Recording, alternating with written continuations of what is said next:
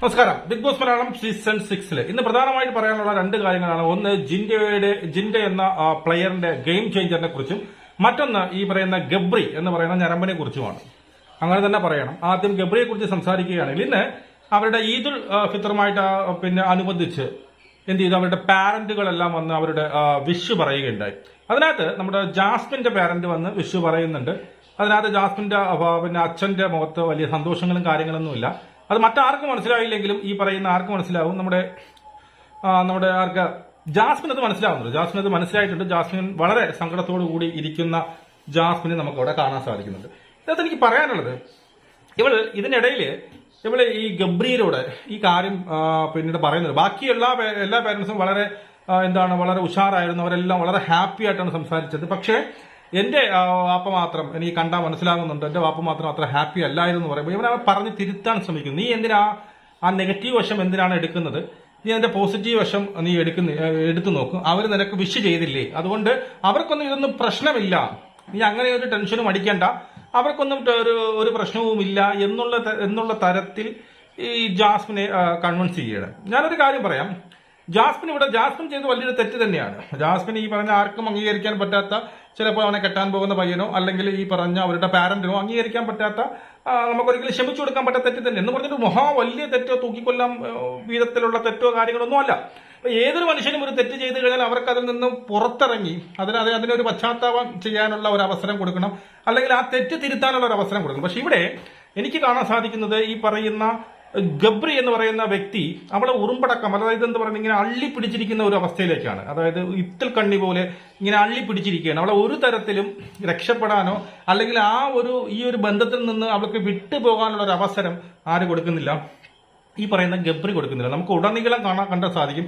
ഇവൻ വീണ്ടും അവൾ അതിൽ നിന്നും ഇപ്പം ഒരു 1-2 ആഴ്ചത്തെ ഒരു സംഭവം നോക്കിക്കഴിഞ്ഞാൽ അവൾക്ക് ഇതിൽ നിന്ന് വിട്ടുമാറണം, അല്ലെങ്കിൽ ഒറ്റയ്ക്ക് കളിക്കണം എന്നൊക്കെ അവൾക്ക് ആഗ്രഹമുണ്ട്. പക്ഷെ ഇവിടെ എല്ലാം വിലങ്ങ് തടിയായിട്ട് നിൽക്കുന്നത് ഈ പറയുന്ന ഗബ്രിയാണെന്ന് നമുക്ക് കൃത്യമായിട്ട് മനസ്സിലാവും, അല്ലേ? ഞാൻ പറഞ്ഞത് വീണ്ടും പറയുന്നു, ജാസ്മിനെ ഞാൻ ഒരിക്കലും ന്യായീകരിക്കുന്നതല്ല. അവൾ ചെയ്ത തെറ്റ് തന്നെയാണ്, എനിക്കൊരിക്കലും അംഗീകരിക്കാൻ പറ്റാത്തൊരു തെറ്റാണ് അവൾ ചെയ്തത്. പക്ഷെ എന്ന് പറഞ്ഞാൽ തൂക്കിക്കൊല്ലുന്ന രീതിയിലുള്ള തെറ്റോ അല്ലെങ്കിൽ ലോകത്ത് മറ്റാരും ചെയ്യാത്ത തെറ്റ് ഒന്നുമല്ല അവൾ ചെയ്തിരിക്കുന്നത്. അവൾക്ക് അങ്ങനെ ഒരു തെറ്റ് സംഭവിച്ച് തന്റെ വീട്ടുകാരും അല്ലെങ്കിൽ ഈ പറയുന്ന വൈൽഡ് കാർഡൊക്കെ വന്നപ്പോൾ പറഞ്ഞതൊക്കെ വെച്ചുകൊണ്ട് അവൾക്ക് മാറണമെന്നുള്ള ആഗ്രഹം ഉണ്ടെങ്കിൽ കൂടി ആ ഒരു കുറച്ചൊരു ആഗ്രഹമുണ്ട്. ആ ആഗ്രഹത്തെ കൂടി തച്ചുടച്ചുകൊണ്ട് തന്റെ വശത്തേക്ക്, തന്റെ പരിധിയിലേക്ക് കൊണ്ടുവരാൻ വേണ്ടി ശ്രമിക്കുന്ന ഗബ്രിയാണ് കാണുന്നത്. ഏറ്റവും വളരെ വൃത്തികെട്ട, അല്ലെങ്കിൽ എന്താ പറയാ, ഒരു പെൺകുട്ടിയുടെ ഭാവി ഇപ്പൊ ഏറ്റവും കൂടുതൽ കളയുന്നത് അല്ലെങ്കിൽ അവളെ വീണ്ടും നെഗറ്റീവിലേക്ക് കൊണ്ടുപോകുന്നതും ഈ പറയുന്ന ഗബ്രിയാണെന്ന് പറയേണ്ടതായിട്ട് വരും.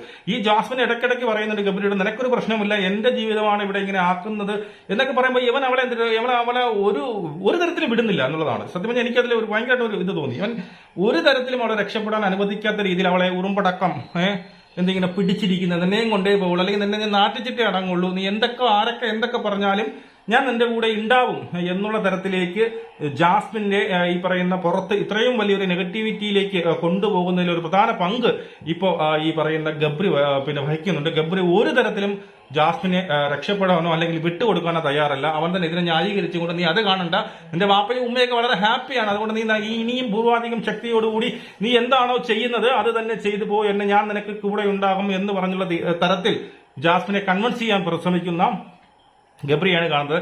ജാസ്മിനോട് എനിക്ക് പറയാനുള്ളത്, ജാസ്മിൻ ഇതൊക്കെ കണ്ട് തിരിച്ചറിഞ്ഞ് നിനക്ക് 10-23 വയസ്സായാലും അതിനുള്ള പക്വത, 23 വയസ്സായിട്ടുണ്ടെങ്കിൽ 10-40 വയസ്സിന്റെ പക്വത തന്നെ താങ്കൾക്ക് ഉണ്ട്, അതിനുള്ള അറിവുണ്ട്, പുറത്ത് എന്താണെന്ന് വളരെ വ്യക്തമായിട്ട് ജാസ്മിന് മനസ്സിലായിട്ടുണ്ട്. തന്റെ വാപ്പ പറയാൻ ഉദ്ദേശിച്ചിട്ടില്ല, അല്ലെങ്കിൽ വാപ്പയുടെ ശബ്ദമോ അല്ലെങ്കിൽ മുഖം കാണുമ്പോൾ മറ്റാരെക്കാളും തിരിച്ചറിയാൻ കഴിയുന്ന ഒരു വ്യക്തിയാണ് ജാസ്മിൻ. അതുകൊണ്ട് തന്നെ ഈ പറയുന്ന ഞരമ്പനായ ഈ ഗബ്രിയുടെ വാക്കുകളൊന്നും കേൾക്കാതെ ഇനിയെങ്കിലും താങ്കളൊന്ന് മാറി ചിന്തിച്ചു കഴിഞ്ഞാൽ, ഈ പറയുന്ന ജനങ്ങൾ എന്ന് പറയുമ്പോൾ അവർ എന്ത് കുറ്റം ചെയ്താൽ കുറച്ചോ മറക്കും, ആരായാലും അങ്ങ് മറക്കും.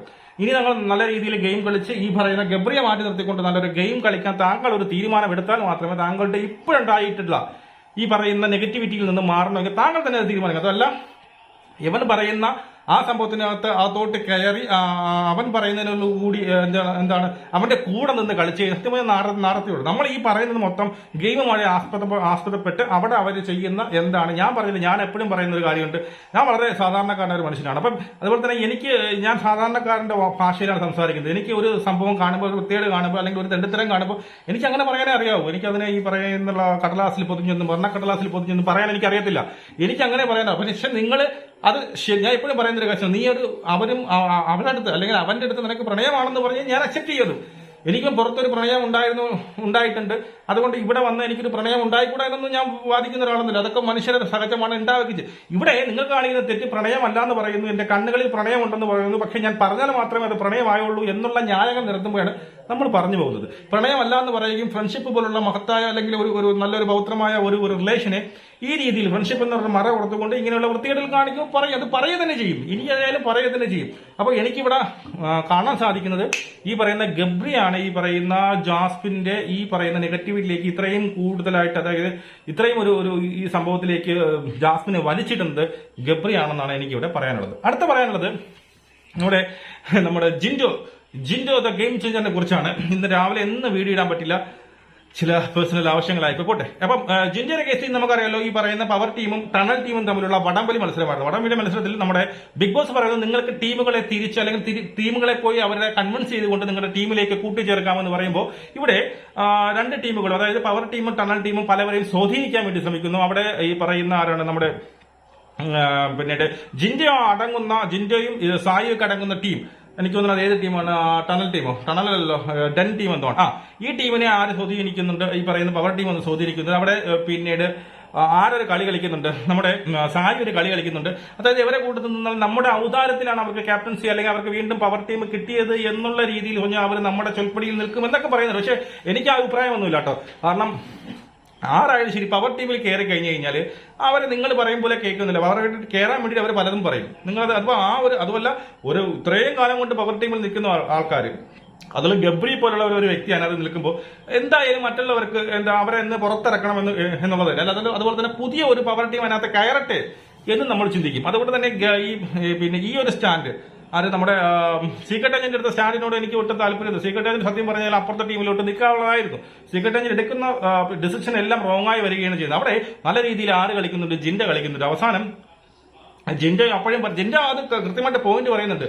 നിങ്ങൾ എന്ത് പറയുന്നത്, അവർ പവർ ടീമിൽ കയറി വീണ്ടും അവർ പവർ ടീമിൽ കയറി കഴിഞ്ഞാൽ അവർ നമ്മൾ പറയുന്നതൊന്നും കേൾക്കത്തില്ല എന്ന് ജിൻഡ പറയുമ്പോഴും ഈ ഗബ്രയും നോറയും അതിനെ എതിർക്കുന്നുണ്ട്. നമ്മുടെ ഔദാര്യത്തിലാണ് അവര് പിന്നീട് വീണ്ടും പവർ ടീമിലേക്ക് വന്നത് എന്ന് നമുക്ക് വരുത്തി തീർക്കാമെന്നൊക്കെ പറയുന്ന ഒരു മുടന്തം ന്യായമായിട്ട് അല്ലെങ്കിൽ അത് നടക്കാൻ പോകാത്ത ഒരു കാര്യമായിട്ടാണ് എനിക്ക് തോന്നിയത്. അതിനുശേഷം ആ കൺഫെഷൻ റൂമിൽ ഈ പറയുന്ന ലിവിംഗ് ഏരിയയിൽ വന്നപ്പോൾ ആരൊക്കെയാണ് ഈ പറയുന്ന പവർ ടീമിനെ സപ്പോർട്ട് ചെയ്യുന്നത് അല്ലെങ്കിൽ ടണൽ ടീമിനെ ആരൊക്കെയാണ് സപ്പോർട്ട് ചെയ്യുന്നത് ചോദിക്കുമ്പോൾ ഈ പറയുന്ന മറ്റേ സിബിൻ അടങ്ങുന്ന ടീമുകൾ എണീറ്റ് നിൽക്കുന്നു. അതിനുശേഷം എന്ത് ചെയ്യുന്നു, ബിഗ് ബോസ് പറയുന്ന ആർക്കെങ്കിലും വ്യക്തിപരമായിട്ട് ഇൻഡിവിജ്വൽ ആയിട്ട് ആർക്കെങ്കിലും സപ്പോർട്ട് ചെയ്യാൻ പറ്റുമെങ്കിൽ അല്ലെങ്കിൽ ആഗ്രഹമുണ്ടെങ്കിൽ അവർ എണീറ്റ് നിൽക്കാൻ പറയുമ്പോൾ ആ സമയത്ത് ഈ പറയുന്ന ജിൻഡോ എണീറ്റ് നിൽക്കുന്നു. എല്ലാവരും വലിയ കൈയടിയോടുകൂടി സ്വീകരിക്കുന്നു. അവിടെ ഇനി നമ്മുടെ സായി കൃഷ്ണയുടെ വീണ്ടും ഓരോ പ്ലാനുകൾ പൊളിയുകയാണ്. അപ്പോൾ സായി കൃഷ്ണയോട് പറയുന്നത് ഇതൊക്കെ ഗെയിമാണ്, ആ ഗെയിമിന്റെ സെൻസിൽ എടുത്താൽ മതി എന്നൊക്കെ. ഇതൊക്കെ ശരി തന്നെ. ഈ പറയുന്ന ജിൻഡോനെയൊക്കെ ഞാൻ അപ്രീഷിയേറ്റ് ചെയ്ത് സൂപ്പർ കളിയാണ്, ഒരു ഗെയിം ചേഞ്ചറാണ് കൊണ്ടുവന്നത്. പക്ഷെ എനിക്ക് ഇഷ്ടപ്പെടാത്തൊരു കേസ് മറ്റൊന്നുമല്ല, അതിനുശേഷമുള്ള കരച്ചിൽ. എന്തിനാണ് ജിൻഡോ കരഞ്ഞ എനിക്കറിയില്ല. ആ കരച്ചിലും കൂടി ഇല്ലായിരുന്നു ഞാൻ 100% ജിൻഡോ സപ്പോർട്ട് ചെയ്തത്. പക്ഷെ അതിനുശേഷമുള്ള ഒരു കരച്ചിൽ അത് പ്രേക്ഷകരെ മാനിപ്പുലേറ്റ് ചെയ്യാൻ വേണ്ടിയിട്ട് അതൊരു കള്ളക്കരച്ചിലായിട്ടാണ് എനിക്ക് ഫീൽ ചെയ്തത്. പേഴ്സണലി എനിക്ക് ഫീൽ ചെയ്തൊരു കള്ളക്കരച്ചിലായിട്ടാണ്. ആ ഒരു കരച്ചിലിന്റെ ആവശ്യമില്ല. ഞാനൊരു സ്ട്രോങ് ആയിട്ട് ഡിസിഷൻ എടുത്ത് അതിൽ നിൽക്കുക, അതിന് ചുമ്മാ കരയേണ്ട ആവശ്യം എന്താ, അതൊന്നുമില്ല. അപ്പോൾ അതിനുശേഷം വടംവലി എടുക്കുന്നത് ജിൻഡോയുടെ ടീമിന് അറിയാലോ. അതുപോലെ ഈ പറയുന്ന ടണൽ ടീമിന് ഒരുപാട് അംഗസംഖ്യ കൂടുതലായിരുന്നു. അതുകൊണ്ട് തന്നെ അവർ ഈസി ആയിട്ട് എന്ത് ചെയ്യുന്നു, പവർ ടീമിനെ തോൽപ്പിക്കുകയും അവരെ പവർ ടീമിലേക്ക് കയറുകയും ചെയ്യുന്നു. അടുത്ത പറയുന്ന സിബിൻ എന്ന് പറയുന്ന മത്സരത്തെ കുറിച്ചാണ്. സിബിൻ എന്ന് പറയുന്ന മത്സരം സത്യം പറഞ്ഞാൽ ഈ ബിഗ് ബോസ് വീട്ടിൽ ഏറ്റവും കൂടുതൽ എന്റർടൈനർ ആരെന്ന് ചോദിച്ചാൽ വളരെ ഫ്ലുവന്റ് ആയിട്ട് സംസാരിക്കാൻ കഴിയുന്ന ആരെന്ന് ചോദിച്ചാൽ സിബിനാണ്. സിബിൻ എന്നിടത്ത് ഒരു സ്കിറ്റ് ഉണ്ട്, സൂപ്പർ എന്ന് വെച്ച് കഴിഞ്ഞാൽ അവൻ ആ കൊടുത്ത വോയിസ് ഓവറും അതിനകത്ത് കൊടുത്ത സെറ്റിംഗ്സും കാര്യങ്ങളും ട്യൂൺസ് എല്ലാം അടിപൊളി. ഒന്നും പറയാനില്ല, അമ്മാതിരി കിടിലമായിട്ട് ആ ഒരു സ്കിറ്റ് ഇവിടെ നടക്കുന്നത്. അതായത് വീട്ടിൽ നമ്മുടെ ഈ ബാത്റൂമിനകത്തും ടോയ്ലറ്റിനകത്തും ഒക്കെ ഇവര് ചെയ്യുന്ന വൃത്തികേടുകൾ അല്ലെങ്കിൽ വൃത്തികേടുകളും സാധാരണ ഒരാളുടെ വീട്ടിൽ എങ്ങനെയാണ് അവർ ടോയ്ലറ്റ് ഉപയോഗിക്കുന്നത് അതൊക്കെ വളരെ കൃത്യമായിട്ട് വളരെ ഹാസ്യാത്മകമായ രീതിയിൽ വളരെ ഇൻട്രസ്റ്റിംഗ് ആയിട്ടുള്ള രീതിയിൽ അവിടെയുള്ള കുടുംബാംഗങ്ങളെ മൊത്തം വളരെ ഇൻട്രസ്റ്റിംഗ് ആയിട്ട് ഒരു സെക്കൻഡ് പോലും ആരുടെയും അങ്ങോട്ടും ഇങ്ങോട്ടും ചിന്തിക്കുകയോ മറ്റേതിനെ കുറിച്ച് സംസാരിക്കുകയോ ഒന്നും ചെയ്യാതെ വളരെ നമ്മൾ തന്നെ അറിയാം, നമ്മൾ വളരെ ഇതായിട്ട് അത് കണ്ടുകൊണ്ടിരുന്ന അതിന്റെ കഴിവ് മൊത്തം സിബിൻ എന്ന് പറയുന്ന സിബിനെ കുറിച്ചൊരു വീഡിയോ നാളെ ഇടുന്നുണ്ട്. അതുകൊണ്ട് ഇതിൽ കൂടുതലൊന്നും പറയുന്നില്ല. അപ്പോൾ അങ്ങനെ ആ ഒരു സംഭവം ബിഗ് ബോസ് തന്നെ അവരെന്തൊരു അപ്രീഷിയേറ്റ് ചെയ്യുന്നുണ്ട്. ബിഗ് ബോസിന് പറയുന്നു അടിപൊളി, പൊളിച്ചടുക്കി എന്ന് അടിച്ചു പൊളിച്ചു എന്ന് നമ്മുടെ ബിഗ് ബോസ് പറയുന്നുണ്ട്. അങ്ങനെ ടണൽ ടീം വീണ്ടും പിന്നീട് പവർ ടീമിലേക്ക്. ടണൽ ടീം പൂജ, ഋഷി, ശരണ്യ, ജാൻമണി, പിന്നെ അഭിഷേക് ശ്രീകുമാർ ഇത്രയും പേരാണ് പവർ ടീമിലേക്ക് കയറുന്നത്. പിന്നെ നമ്മളിപ്പം വന്ന പ്രമോ അനുസരിച്ച് നമുക്ക് നിൽക്കുന്ന അടുത്ത വട്ടം എനിക്ക് തോന്നുന്നു പിന്നീട് ജയിൽ നോമിനേഷനിലേക്ക് വരും. ചിലപ്പോൾ പവർ ടീമിലേക്ക് അഭിഷേക് കയറുമെങ്കിൽ എങ്ങനെ ജയിൽ നോമിനേഷനിലേക്ക് തന്നെ ഇടും എന്നുള്ളത് ഒരു ചോദ്യചിഹ്നമാണ്. നോക്കാം, എന്തായാലും നോക്കാം. അപ്പൊ അങ്ങനെയാണ്. അപ്പൊ എല്ലാവർക്കും എന്റെ വക ഒരു ഈദ് മുബാറക്. നമുക്ക് വീണ്ടും കാണാം. ജയ് ഹിന്ദ്.